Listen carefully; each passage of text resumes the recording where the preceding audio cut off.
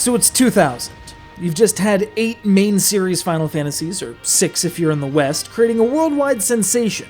You're on the cusp of developing a hyper-realistic CG feature film based on the franchise, because isn't that a fantastic idea? And you're settling into a groove of this newfangled optical media. You've got the space, you've got the know-how, and you've got the audience to create something incredible. Then you give everyone a miss, go back to your roots, and make something even better. 9 was, to many, the last real Final Fantasy. To others, it was an abandonment of the futuristic aesthetic that started to show its face in 6, developed in 7, and exploded in 8. You still got airships, political intrigue, and chocobos, but it feels much more natural for Zidane to be riding one than, say, Squall.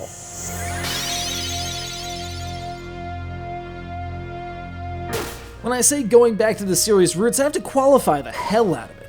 After all, this is a series that reinvents itself with every outing, leading to a paradoxical combination of they changed it, now it sucks, and all JRPGs are alike. Case in point, the cast of characters. Everyone thought that having immutable classes was a Final Fantasy thing when only 3 games in the series, 4, 6, and then 9, featured this.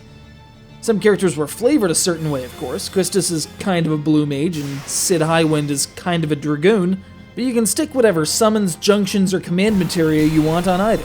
If anything, 9 represents a return to when class actually mattered. Vivi's existence as a Black Mage is significant to the plot, as is Garnet's existence as a summoner, and so on down the line. But let's not get ahead of ourselves. You've got your standard evil empire, headed by a corrupt and frankly ugly dictator, whose inexplicably gorgeous daughter runs away from home during a Shakespearean-esque performance aboard a theater airship. One member of this airborne troupe/thieves guild is Zidane, a would-be adventurer and ladies' man, whose first instinct upon meeting said princess is to lay on the moves. Kind of unprecedented for Final Fantasy, which at that point had retreated to emotionally distant protagonists who only grudgingly have anything to do with the rest of the cast.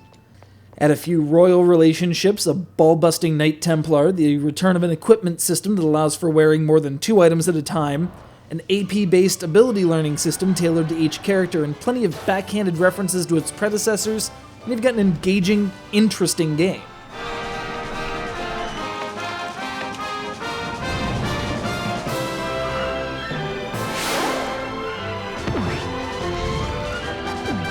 And then the soundtrack. Oh, the soundtrack. Forsaking the techno-driven aspects of its 2 most recent predecessors, 9 picked up its oboe and penny whistle and returned to a more Ren Fair flair in keeping with the traditional motif. You can justify a playthrough of this game simply to hear what I consider to be the best-sounding entry in the series.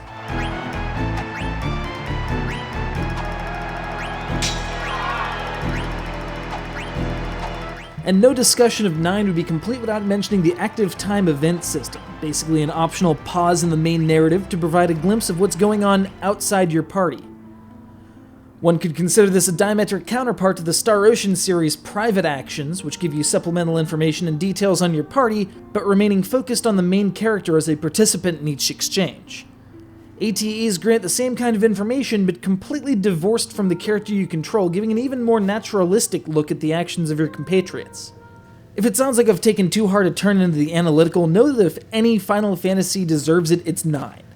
This game set out to be a distillation of the entire series and comes up with a concentrated, focused experience that rewards close attention as well as the occasional side quest.